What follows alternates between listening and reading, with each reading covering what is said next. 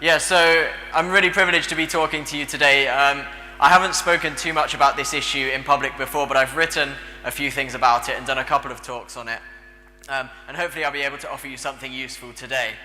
Just to give kind of a brief introduction to me and who I am.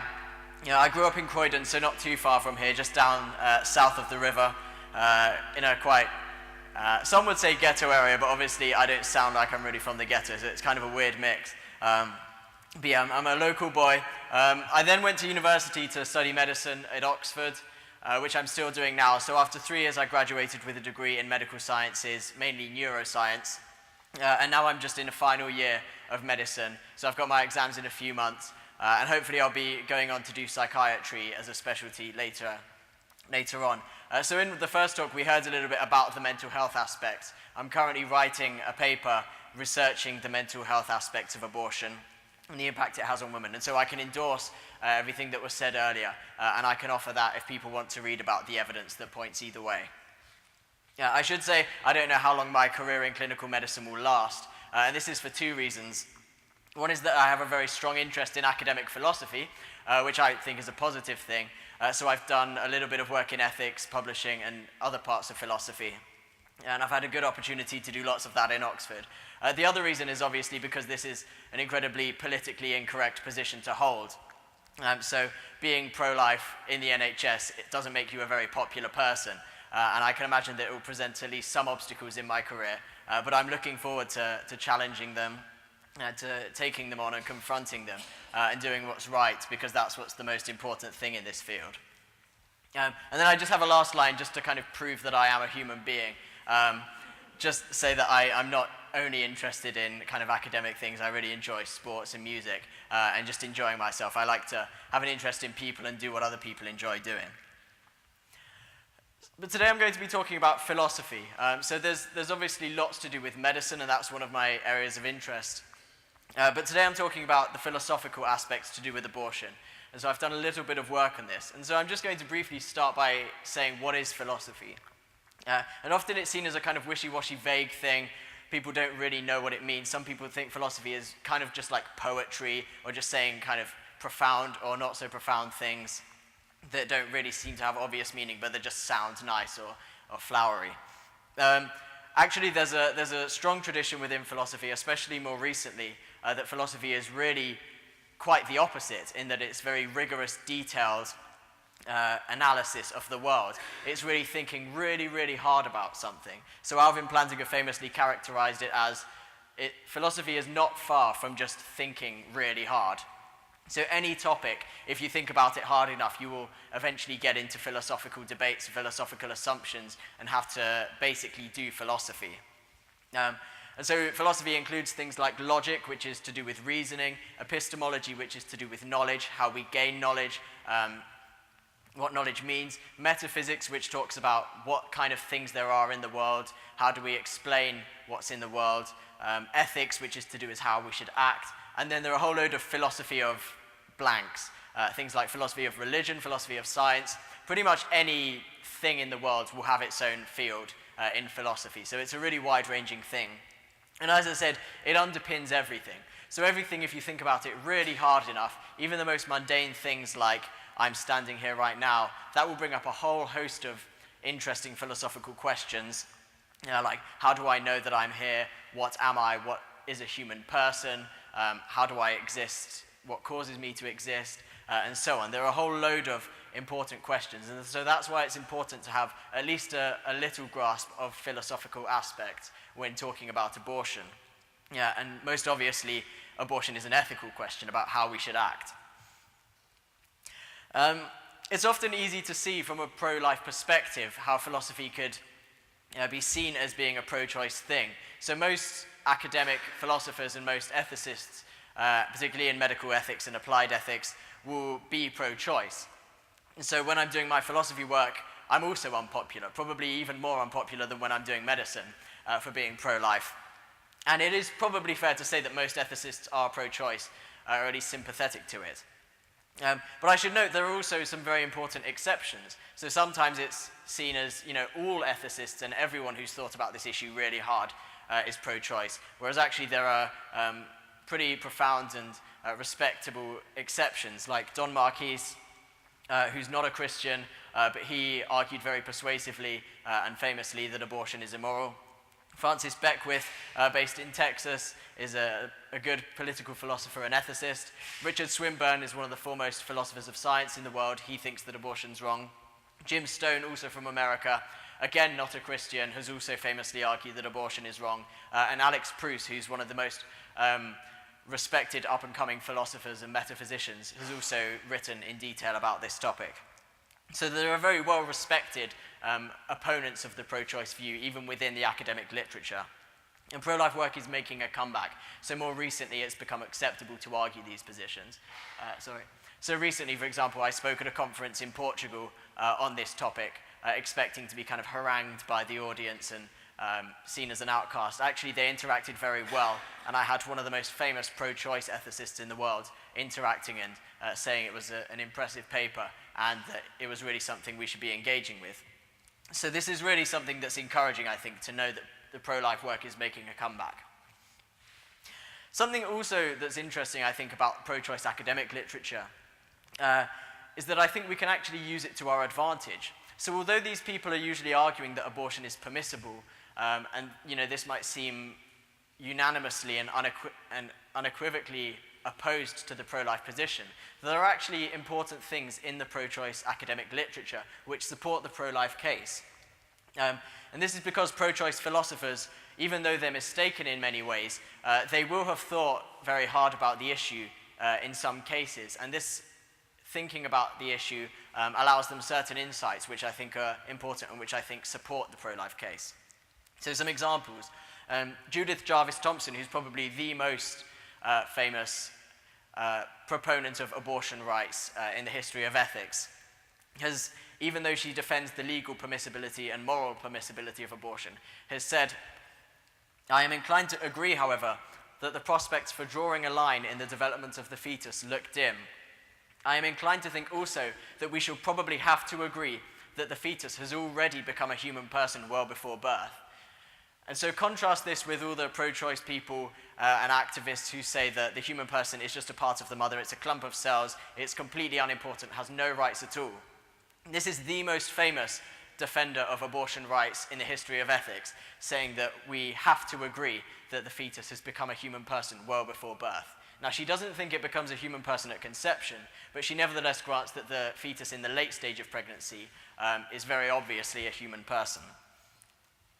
Similarly, Jeff McMahon, who's also a famous advocate of pro-choice rights, he's talking here about the debate and how we should think about the debate in general. So there's lots of slogans and abuse in the abortion debate. And there's lots of things to do with women's rights. And he's saying that actually we should think about what the unborn thing is. Because if it really is a victim, then we have to be fair to that, and we have to be sensitive to that and do the ostensible victim justice. And so he says it's no good just framing it as a question of women's rights and not thinking at all about the fetus. We have to say what the fetus is before we make any case for the pro-choice position. So he says, although I defend the permissibility of abortion and thus welcome the introduction of the abortion pill, I do not believe the debate should end until we have the kind of intellectual and moral certainty about abortion that we have about slavery. It is important to notice that the ostensible victims of abortion, fetuses, are not parties to the debate, while of those who are involved in it, the only ones who have a significant personal interest or stake in the outcome are those who would benefit from the practice. He goes on, there is a danger that abortion could triumph in the political arena simply because it is favored by self-interest and opposed only by ideals.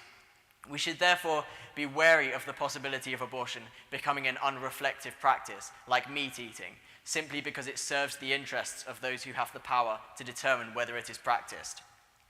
The arguments in the public debate that focus narrowly and implausibly on choice reveal a tendency to try to convert abortion from a question of ethics into a question of interests.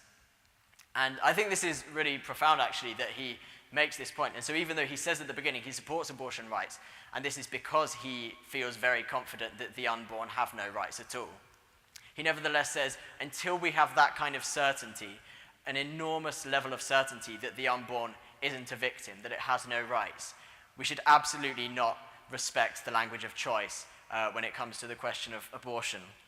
We should absolutely think about what the unborn is and whether it has any value or interests. Now, similarly, Boonin, who's another famous pro-choice advocate, says, "On the desk in my office, there are several pictures of my son, Eli."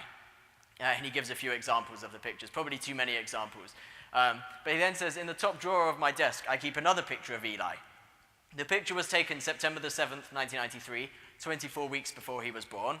The sonogram image is murky, but it reveals clearly enough a small head tilted back slightly and an arm raised up and bent, with the hand pointing toward the face and the thumb extended towards the mouth. There is no doubt in my mind that this picture too shows the same little boy at a very early stage in this physical development. And there is no question," he says, "that the position I defend in this book entails that it would have been morally permissible to end his life at this point." And so again, he's not just endorsing the common slogans that the unborn, isn't the same kind of thing as us, it's not a human being. He doesn't say that the unborn is just a clump of cells or a parasite, or even that it's just part of the mother. He says very clearly that the unborn, in this case, on the ultrasound image, was his son, who would later grow up to be a child, who they say now is probably 21 or so. Boonin says that really this is the same person, and it's been the same person all along, even though he says that it would have been okay to kill that person at that early stage.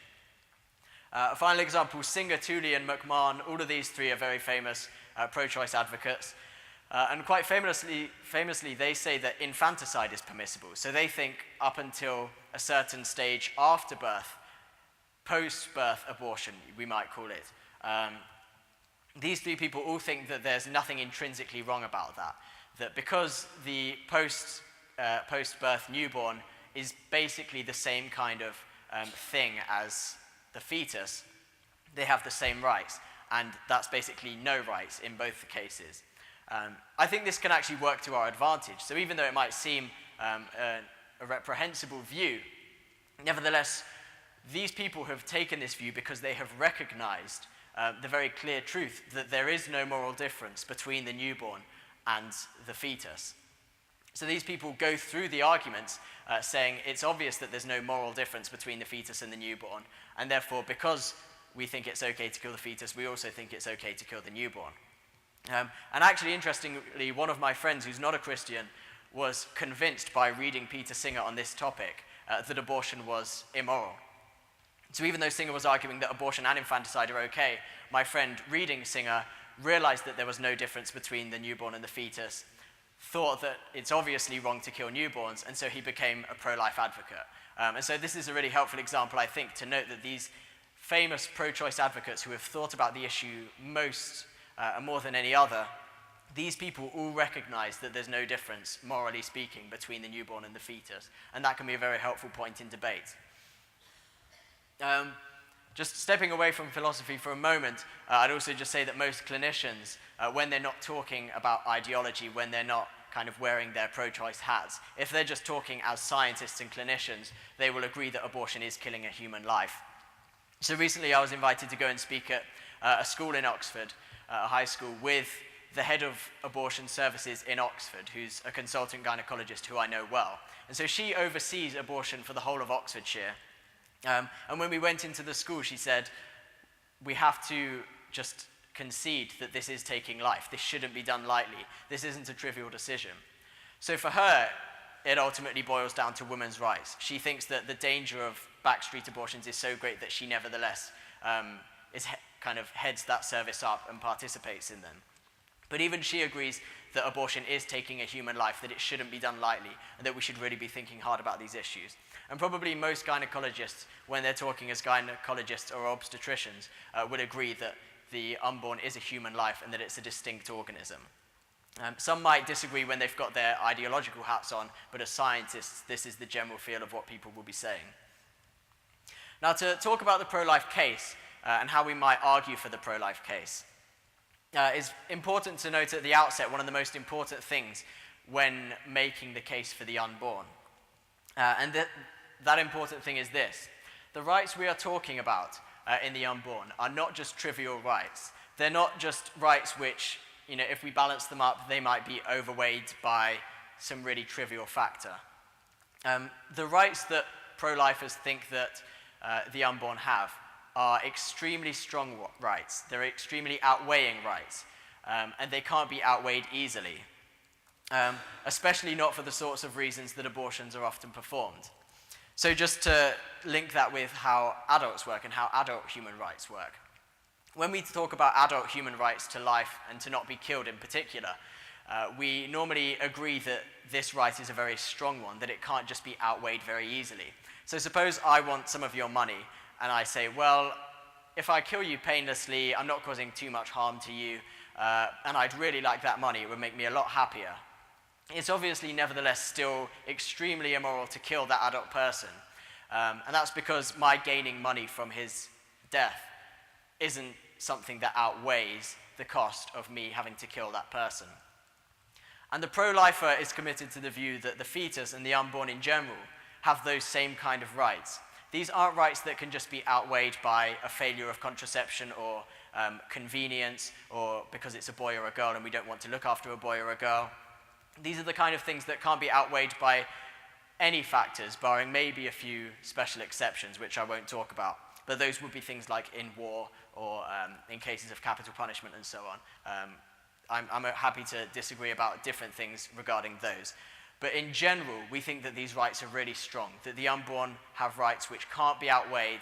Sorry, we believe that adults have rights that can't be outweighed by convenience or by failed contraception or by the fact that an adult is dependent on someone else. And the same is true of the unborn.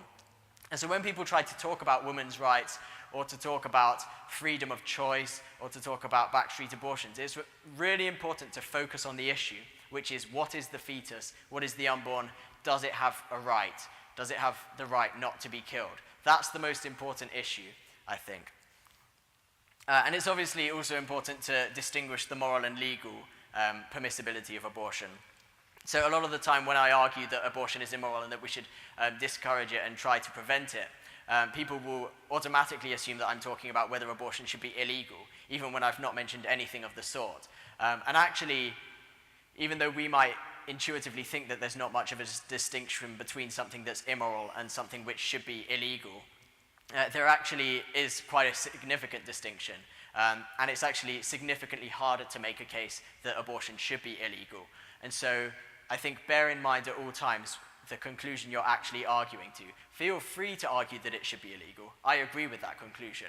But if you're only making the first step, that abortion is immoral, then make sure that you focus on that point and that you don't get sidetracked into questions about the law, because that can be quite an extra bit of effort and it can derail the issues.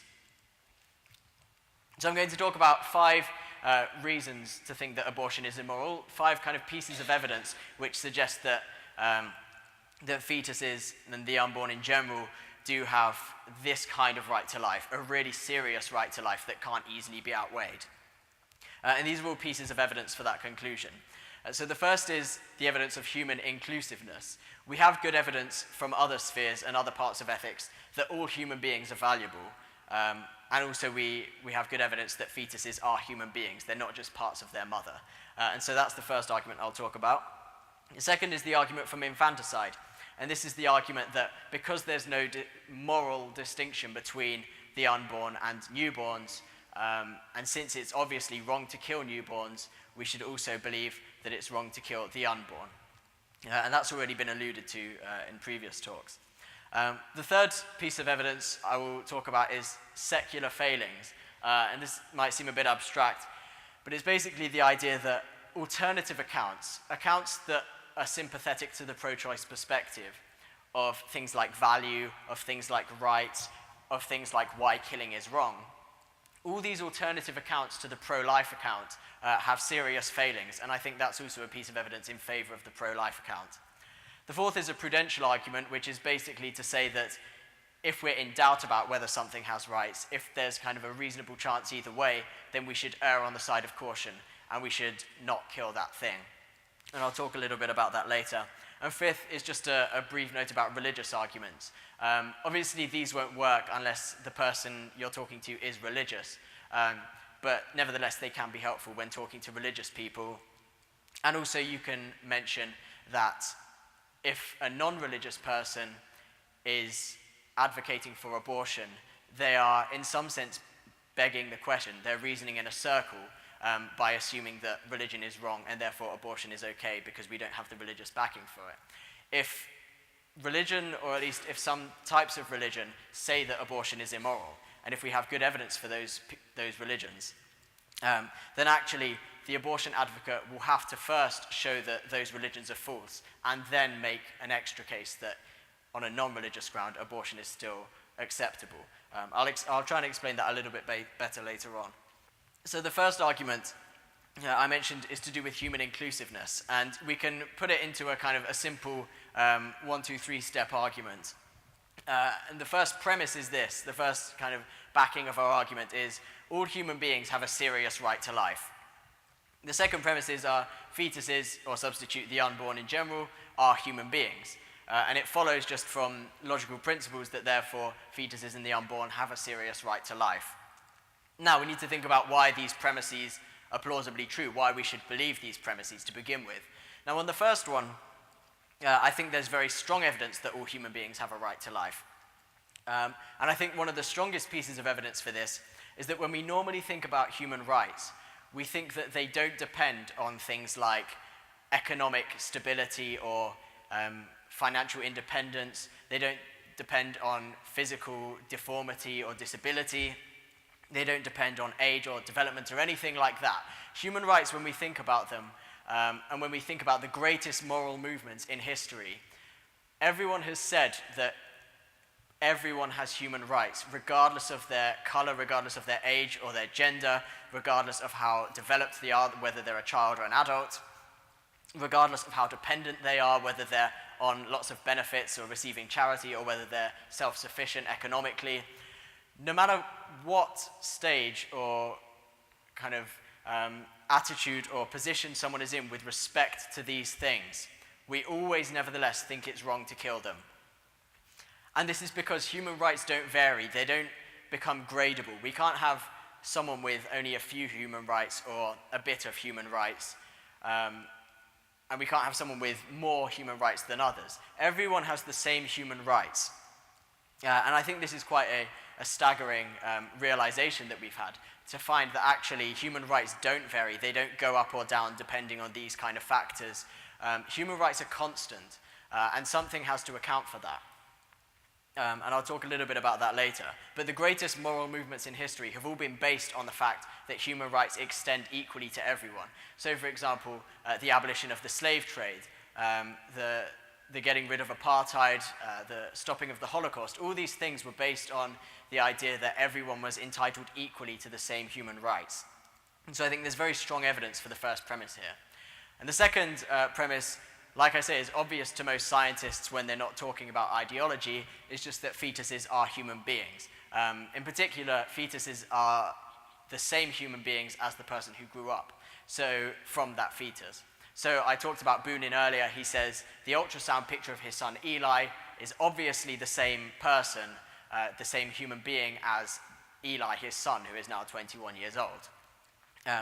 Most people can see this, and most people would say that fetuses are human beings, and so I think there's very good evidence for it scientifically. And so it follows from these that fetuses have a serious right to life, just like all other human beings, regardless of age, race, gender, and so on. The second argument is the argument from infanticide. I think there'll already be a little bit spoken about this both before my talk and later on, and so I won't talk about it in great detail, but just to run through it very quickly. The first premise is if infanticide is wrong, if killing newborns is wrong, then feticide is wrong as well. The second premise, infanticide is wrong, and it follows from these premises that therefore feticide is also wrong. So just supporting the first premises, we'll note what Singer, Tooley, McMahon, and most pro-choice advocates who have thought about this issue already concede. There's no morally relevant distinction between the newborn baby and the unborn. And I think that's a fairly obvious premise when you think about it. The second premise has recently become controversial, and so I note those people, Singer, Tooley, McMahon, all say that infanticide actually is okay, or the only reason it's wrong is because it will upset the mother, and so on. So this premise has recently become controversial But nevertheless, I think most people would still accept it. Most people would still be horrified and think it obviously immoral to kill newborns. And it's interesting to note how people's reactions to this question of whether newborns have rights changes depending on the crime committed. So even though you might get a few kind of stray fringe pro-choice advocates who will say that actually killing newborns is okay, but we shouldn't do it painfully, as long as we do it sensitively and so on, it's okay. Nevertheless, most of those pro-choice advocates who are in the minority will say that raping a newborn most of those pro-choice advocates will say that raping a newborn is obviously morally abhorrent. And I think that's correct. So it's very easy to see how these intuitive differences or these differences in attitudes towards newborns are changed when you change the crime. So even though, because maybe a few of us have been desensitized to murder, we might not think it's the worst thing. But when we talk about really serious crimes and things that still evoke an emotional reaction in many people, like rape, we can easily see that most people would be opposed to raping newborns, even though if these philosophers are right, there should be nothing morally problematic about raping newborns because they don't have persons with rights or with bodily autonomy. And so I think there's very good evidence to think that infanticide or raping newborns, anything that denigrates the rights of newborns is wrong. And so I think that's very good reason to think that newborns have the same rights as the rest of us. And it follows from that that the unborn have the same rights as the rest of us. Secular failings. I talked about how alternative accounts to the pro-life account, these usually fail to adequately account for our intuitions about various other subjects. In particular, there are three things which these accounts fail to account for. One of these things is personal identity, which I'll speak a little bit about later, but generally there's no consensus in philosophy that there's a good account of what makes me the same person as this body tomorrow. That gets a little bit technical, and so I'll explain it more later, but I'll just note it for the moment. The second thing these alternative accounts fail to account for is the grounding of rights. So they usually say that rights are based on desires, or they're based on conscious experience or something like that. But actually, when you think about those groundings of rights, they don't really make any sense of our moral intuitions. So take the desire account. We normally think that it's wrong to kill someone even if they have no desire to live. So someone who's temporarily depressed or suicidal as a teenager, for example, or someone who's just sleeping or comatose, we normally think that it's obviously wrong to kill them even though they have no desire to live. But nevertheless, if the only thing that gives rights are desires, then this makes no sense, because we obviously know that these people nevertheless have the right to live, even though they don't have the desire to live at that particular moment. Now you can modify that a little bit and say, well, actually we're talking about future desires. So even though this person at the moment doesn't have the desire to live, nevertheless in the future they'll have the desire to live, and if you kill them, you'll be frustrating that desire. But exactly the same thing could be said of the unborn. Even though the unborn doesn't currently have a desire to live, nevertheless, in the future, if it's not killed, it will have the desire to live. And so killing it frustrates that desire. And so some of these accounts, when they're modified to become more plausible and to make better sense of our intuition, they actually become reasons to be pro-life and to think that the unborn have those rights as well. There's more that could be said about that, but I'll leave it for the moment. Finally, there's a failure to account for the wrongness of killing. This is very similar to the second point, and so I'll leave it there.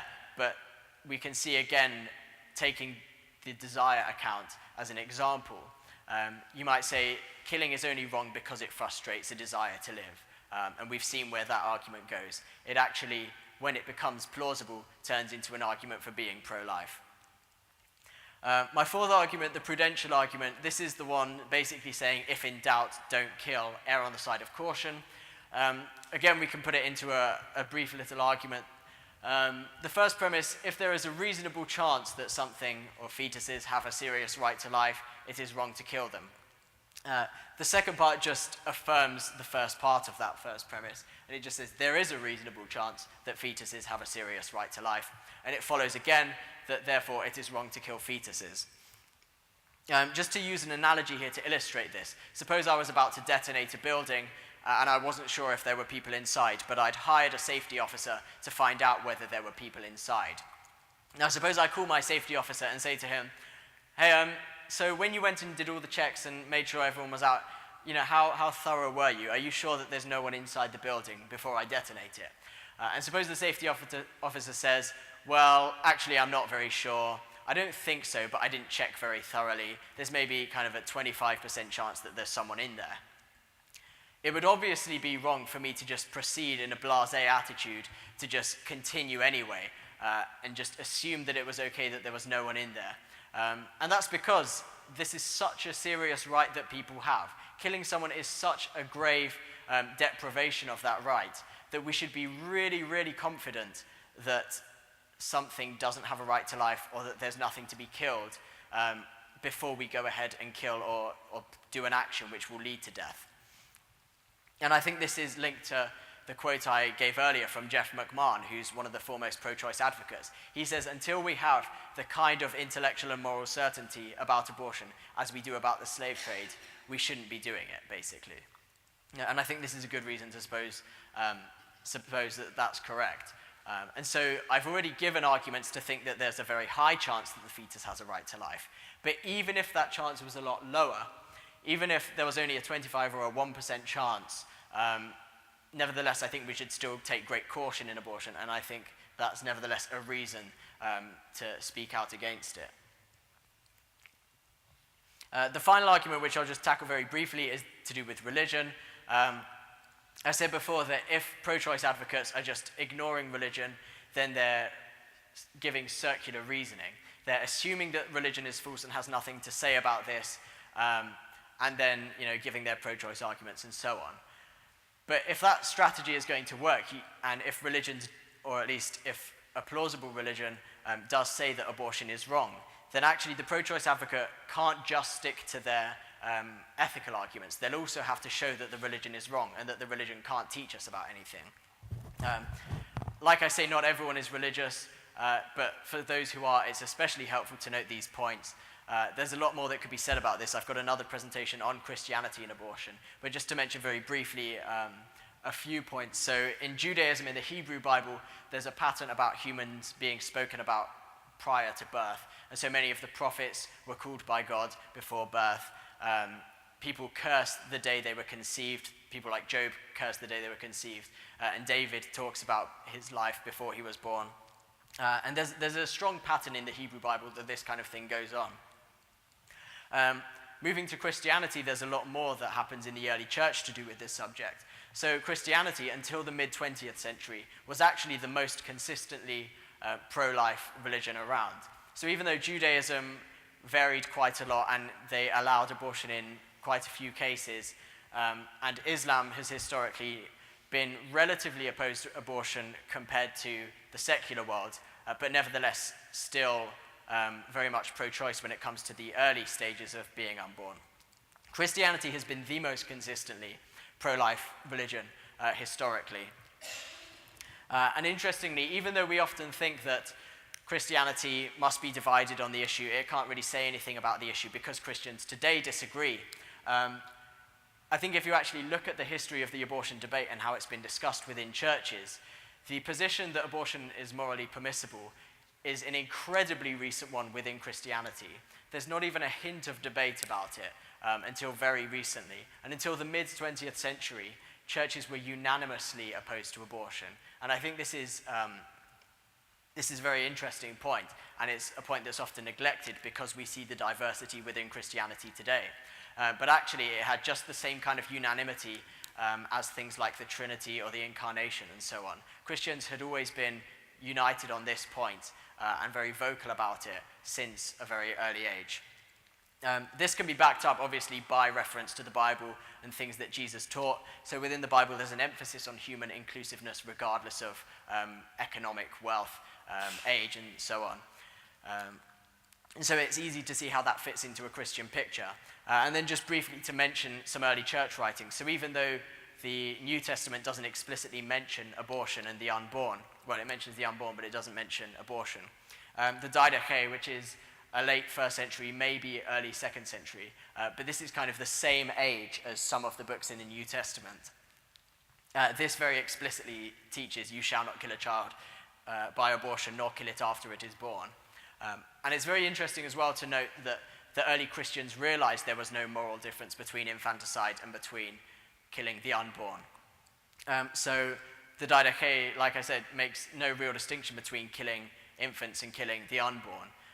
And this is actually the reason why infanticide, which was prevalent and common in Greek culture and in Roman culture, was eventually outlawed. It was because Christians opposed both killing newborns and killing the unborn for the same reasons.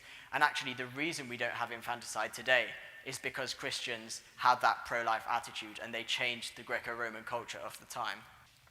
So I'm now going to just discuss a few philosophical controversies. So I've given the pro-life case, but I haven't really given a huge indication of where people disagree or about the relevant philosophical aspects, which we need to think about in quite some detail to really make the robust case for being pro-life that we might want to. And so I've picked out 3 things which are controversial in the philosophical literature and which I think are important to the abortion debate. I should say that there are some fairly technical details in this, and I don't expect everyone to understand it all or grasp it, and some of it's not overwhelmingly important, and certainly to engage in pro-life activism on a kind of the most ordinary and common level, we don't necessarily need to have the best grasp of these, and so certainly I don't have the best grasp of these as some other people in the world. But nevertheless, I feel confident talking about my pro-life position and doing activism about it. But nevertheless, it can be useful to think about these things and to have at least some grasp of them. So the first is the issue of personal identity.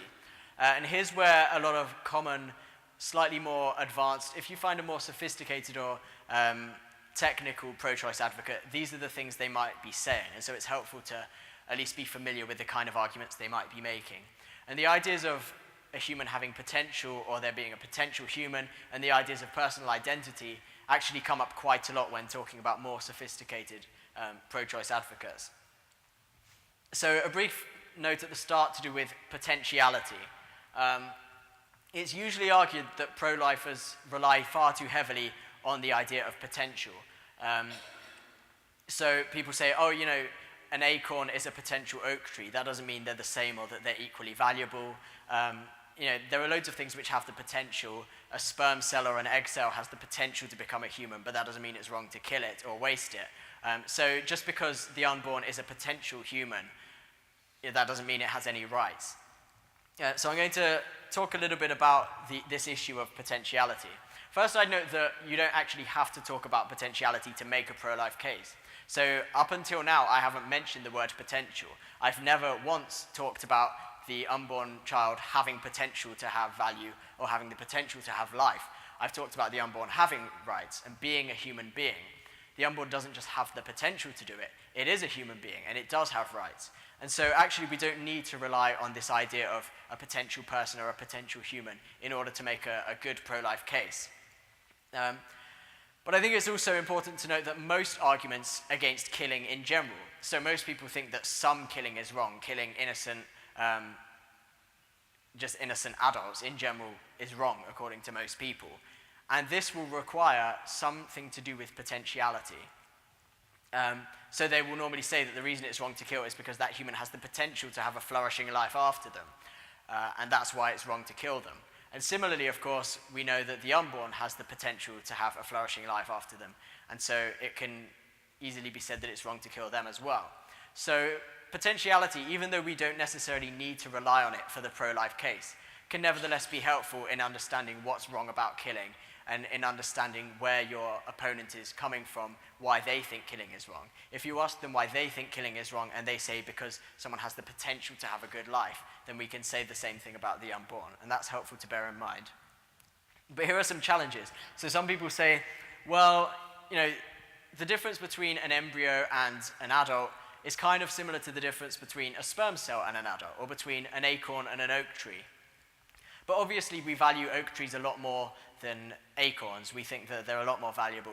And obviously we value adults a lot more than we value sperm cells. So while we normally think it's okay to just let sperm go unfertilizing, we don't normally think it's okay to kill adults. And so there's a difference there. And so some people say that that difference is similar to the difference between an embryo and an adult. But I'm going to explain why that's mistaken for a couple of reasons. So I think it's important here to note three different kinds of potential here, and three different kinds of difference between something in its early stages and its late stages. So the first kind of potential or kind of difference is the difference between a sperm cell and an adult cell. And the difference here is that the sperm cell has the potential to give rise to a different substance with different rights. So this is something where the sperm doesn't, while still being a sperm cell, it doesn't become an adult. The sperm cell disappears and causes a fertilized egg to exist. And that fertilized egg and the embryo that develops from it then has rights. And so that's one kind of potential. The second kind of potential is for something which remains the same thing, but it somehow gains rights even though it remains the same thing. So the sperm cell doesn't remain the same thing.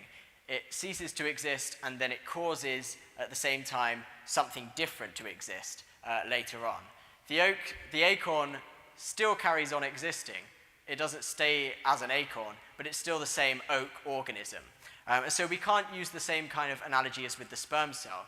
The acorn doesn't cease to exist, or at least the small, young oak organism doesn't cease to exist. But nevertheless, it gains rights over time. And so that's a slightly different case. The third case is something which already has rights, has the potential to continue to exercise them. And this is what we have in the case of adults. So adults already have rights to life or rights not to be killed. And the reason killing them is wrong is because it frustrates that potential to carry on doing that. And I'm going to argue that the fetus falls into this latter category of potential rather than the previous two, and that it's more analogous to an adult rather than to a sperm cell or an acorn. So why are fetuses different from sperm and acorns? Well, we'll take the acorn case first. So this is where something, a very young, small oak organism grows, and as it grows, it develops value over time. But the difference between acorns and embryos is obviously that oaks don't have intrinsic value. They don't have rights or anything like human rights. The value of an oak tree is related to how beautiful it is, how useful it is. We don't think that trees just on their own have this kind of value or these kind of rights. They're only valuable insofar as humans or God or something else values them, and because of these factors. And their value is gradable, dependent on these factors. But humans don't work the same way. We don't think that less developed or uglier humans or ones which are less useful have any less of a right. Humans are just fundamentally different. Their value doesn't depend on these kind of parameters, whereas oak organisms do have value depending on these kind of things. And so that's a reason to think that the unborn child, which is a human, is more similar to a human than an acorn. Sperm are not identical to adults, whereas fetuses are. And this is the reason I think that killing sperm is okay, but killing embryos is not. And so the difference here is that fetuses are already individual human beings which grow into adults rather than ceasing to exist and causing an adult to exist. Fetuses just are the same person that grows into an adult version. And that's not the same with sperm. So sperm doesn't grow into a human. Sperm ceases to exist when it fertilizes an egg, and then the fertilized egg, the zygote, the embryo, is the human being that develops. And some people will say, well, why do you think this? Aren't you just kind of arbitrarily differentiating a sperm and a zygote? Why think that one is a human being and one isn't? And here we have to just get a little bit technical. I won't dwell on it too much, but it requires something which is called the transitivity of identity. And this is basically the idea that when we talk about two things being identical, we talk about them being the same thing. And identity as a relation between two things has certain characteristics. And one of them is called transitivity. And what it means is this, that if A is equal to B, and that if B is equal to C, then A is also equal to C. And to give just kind of a brief example, if I am identical to Callum 1 day older, so Callum tomorrow, if I'm identical to him, and if Callum 1 day older is identical to Callum 2 days older, then I am also identical to Callum 2 days older. That's basically what it means, and it's a very well kind of understood and accepted principle in the theory of identity and in logic in general. But let's see how this principle works out if we apply it to sperm, eggs, and fetuses. Suppose the principle is true, and also assume that sperm and eggs are identical to fetuses. So suppose that the sperm is identical to the adult it grows into. Obviously we don't believe that, but we're trying to show it's wrong. And so for the moment, assume it and see what results. This would mean that the sperm is equal to the fetus, which we've granted as an assumption, and it also means that the fetus is identical to an egg, because that's also what we've assumed. But by the transitivity of identity, that also means that the sperm is equal to the egg. But we know that's not true. Everyone thinks it's silly to think that a sperm is identical to an egg. A sperm could always fertilize a different egg, or it could never fertilize that egg at all. And it's obviously ridiculous to think that a sperm is identical to an egg, especially when they've been separate for so long, when they might never come into contact, and so on. And so what we have here is a silly result that is generated by the assumption we made, which is that sperm and eggs are identical to fetuses. So the way to get rid of that silly, ludicrous result is to reject the assumption in the first place, to say that actually sperm and eggs aren't identical to fetuses. And that's a fairly technical way, but it's also, I think, pretty indubitable and convincing, and there's not really much room to argue against it. And so if we can wrap our heads around that, that's actually a fairly decisive argument against the view that sperm should be given the same rights as zygotes.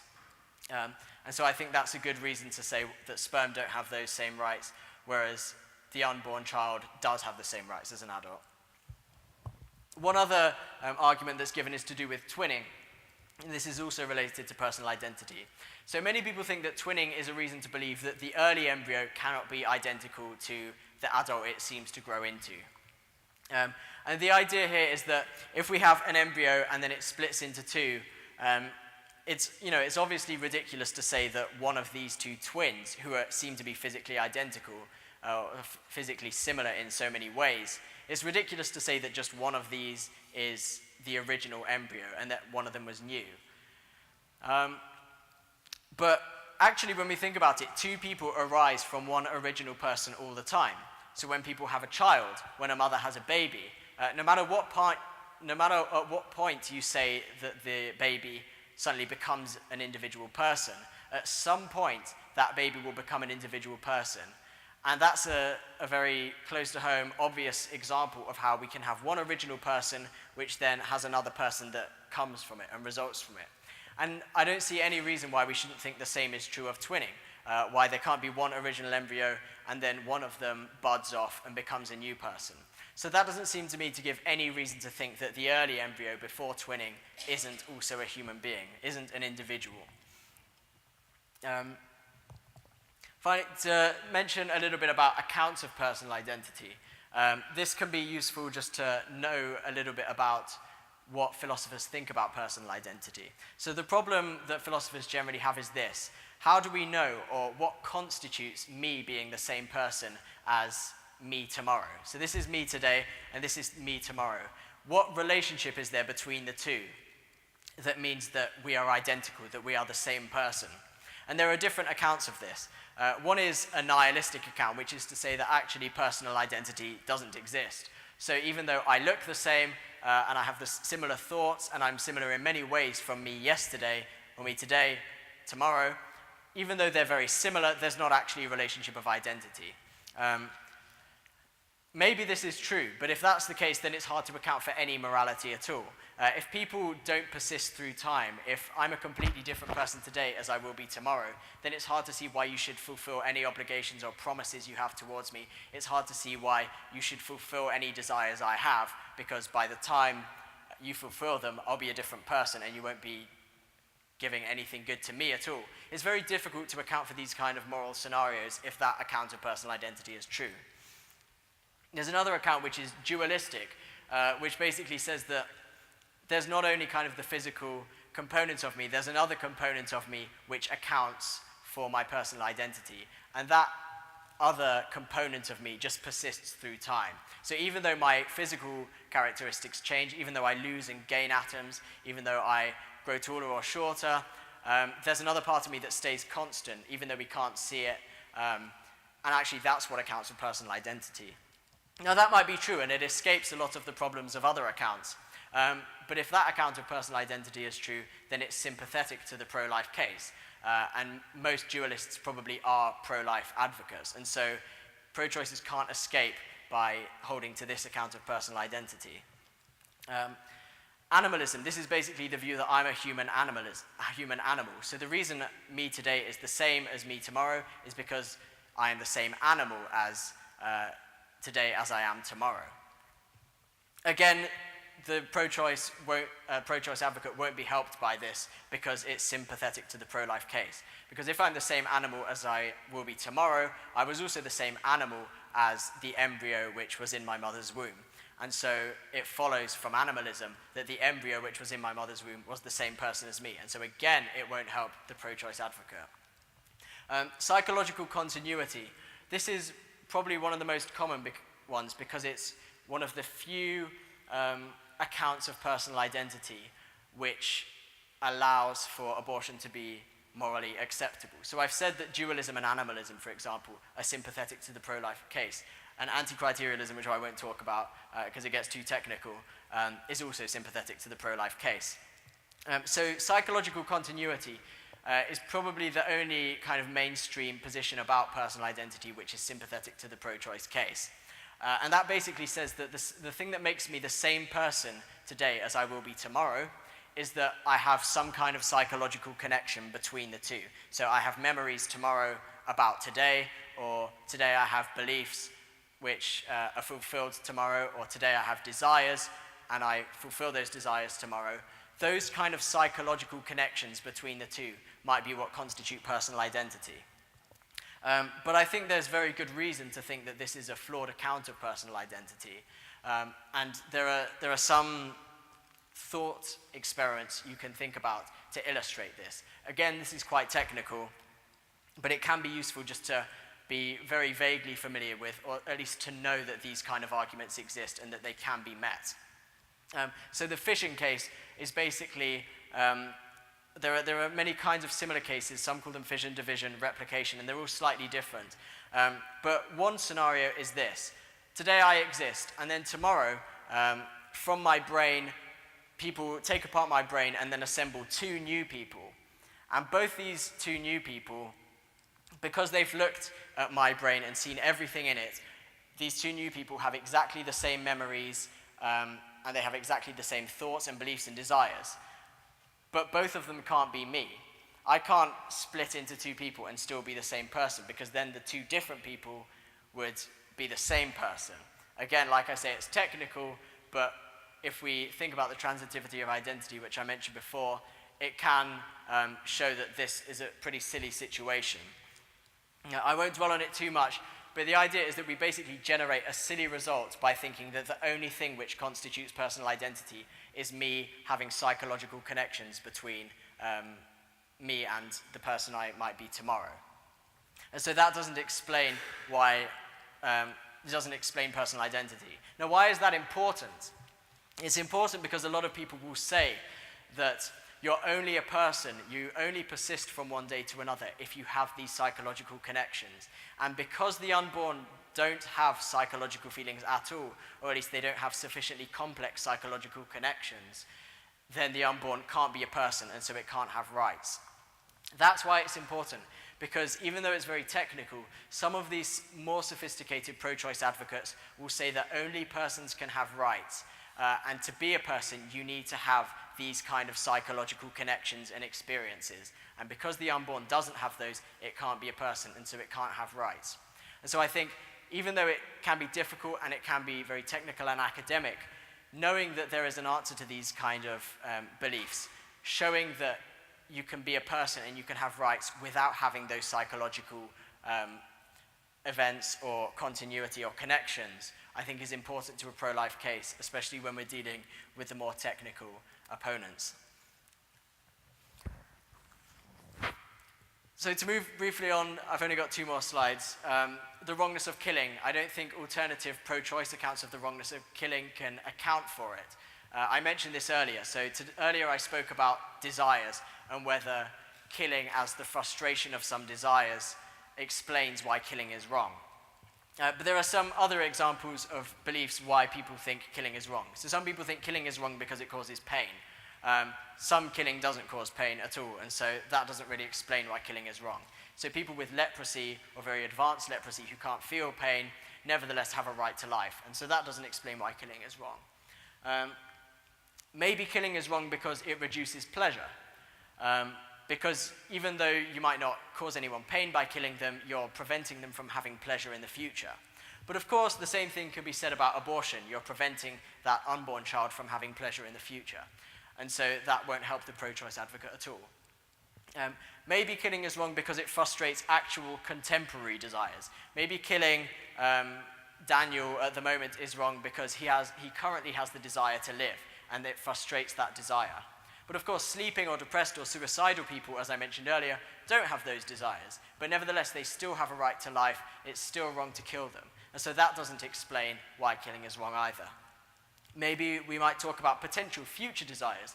So even though Daniel might be very depressed and might not want to live now, tomorrow he might want to live. And that might explain why killing is wrong, because I'm going to frustrate that future desire. But of course, the unborn will also have a future desire to live if we don't kill it. And so that also doesn't explain how a pro-choice position can be tenable. Maybe killing is wrong because life is sacred. I'm inclined towards this view, and that there's a religious aspect to it. I think humans are valuable and they have rights not to be killed because God values them and God treasures them and loves them. But of course, the same can be said of embryos and fetuses, and again, this doesn't help the pro-choice advocate. Finally, is killing wrong because it deprives the victim of a future life of value? Some people have said this: the reason killing Daniel is wrong is because you're depriving him of a future life, which, whether or not he has the desire to live in the future, it's a future life of value. He can still enjoy things, he can still engage in relationships, and so on. But of course, abortion does the same thing. And this is the basis for one of the most famous secular, non-religious arguments in the academic literature against abortion. And this is Don Marquise's paper, which I'd highly recommend. And I'll give a reference to it afterwards. Don Marquise says that this is the reason killing is wrong, because it deprives the victim of a future life of value. But of course, Don Marquise realizes, even as a non-Christian, that abortion does exactly the same thing. It deprives the unborn child of a future life of value. And so all these accounts of why killing is wrong are either extremely implausible, they don't make any sense of our moral intuitions about why killing is wrong or about who it's okay to kill. Either that's the case, or they are sympathetic to the pro-life position. And so I think that can be helpful in explaining why we think abortion is wrong. Very briefly at the end, this is something I haven't spoken much about, but there's a huge amount of literature on it. So to finish where I nearly started off with Judith Jarvis Thompson, who says, even if we grant that the fetus is a human being, it's still okay to kill it. And this is because no one has the right to exist or not to be killed at the expense of someone else's bodily autonomy. And so Thompson uses an analogy with a violinist, and she says, well, suppose that I wake up one day and there's a famous violinist hooked up to me with loads of wires going from their body into my body, and I'm basically necessary for her to live. Now, it would be very nice if I chose to let the violinist use my body in this way to continue to live, but I don't have an obligation to. And certainly, it should be legal for me to refuse to let the violinist use my body. And this is a very popular paper, and it's the basis for a lot of pro-choice activism in the last few decades. I think it was published in 1971. But there are so many problems with this paper that I think it's overwhelmingly implausible to use for the cause of pro-choice. So in the first place, Thompson concedes that the fetus is a human being. This is one of the main principles of the pro-life position, and Thompson just grants this. And so, we're already halfway to winning the person over. At most, it establishes legal permissibility. So even if we think it should be legally permissible for the violinist, for me to unattach myself from the violinist, that doesn't mean that it's morally permissible for me to do so. So if we're focusing on the moral question, this analogy won't help anyone out at all. Most pro-choice advocates agree that continuing to let the person exist is better than cutting them off. So Thompson says you don't have an obligation to let the violinist stay there using your body, but it would be nice to, it would be better for you to do so. If we think the analogy really works, then the analogy with abortion is that it's better not to have an abortion, even though it's not an obligation you have. And often I think pro-choice activists don't even recognize this. They will say that abortion is completely morally neutral, even though the fetus is a human being. And if we take Thompson's argument seriously, and even if Thompson's argument is true, that is inconsistent. The argument basically justifies killing anyone who receives any kind of support from other people in order to survive. So most homeless people, for example, would die if we didn't give them charity, if we didn't give them shelters or food, and so on. There are so many people around the world and in our own country who rely on benefits. But if Thompson's argument is correct, then it's morally permissible for us to just refuse to help them at all. It's morally permissible for us to kill them just because they're using our resources in order to survive. I think this is obviously morally abhorrent. Obviously, we can't kill poor people just because they use our resources.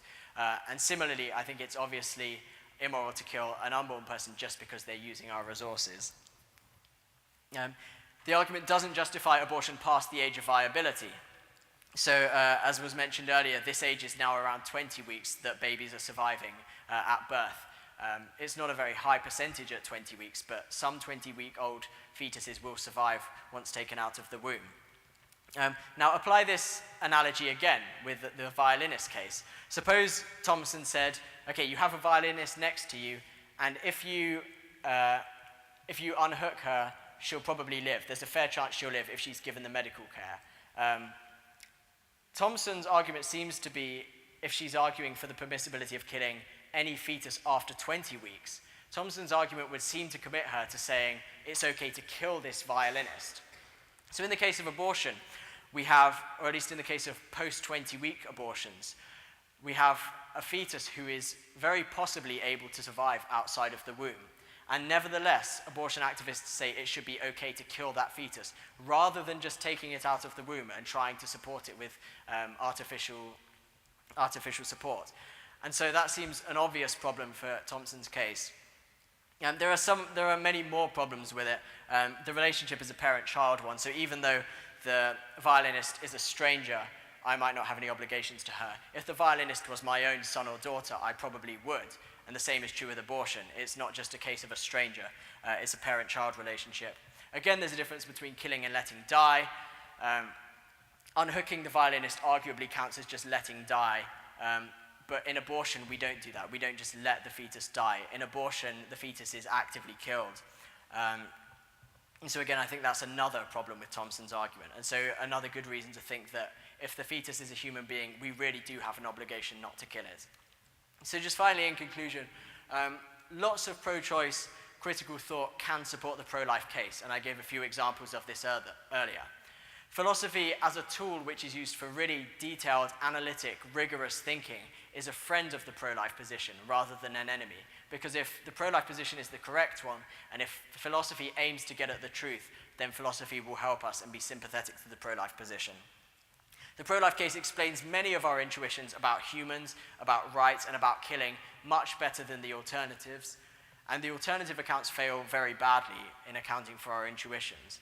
And so, in conclusion, I think the balance of rights is on the unborn side and very heavily on the unborn side. So thank you for listening.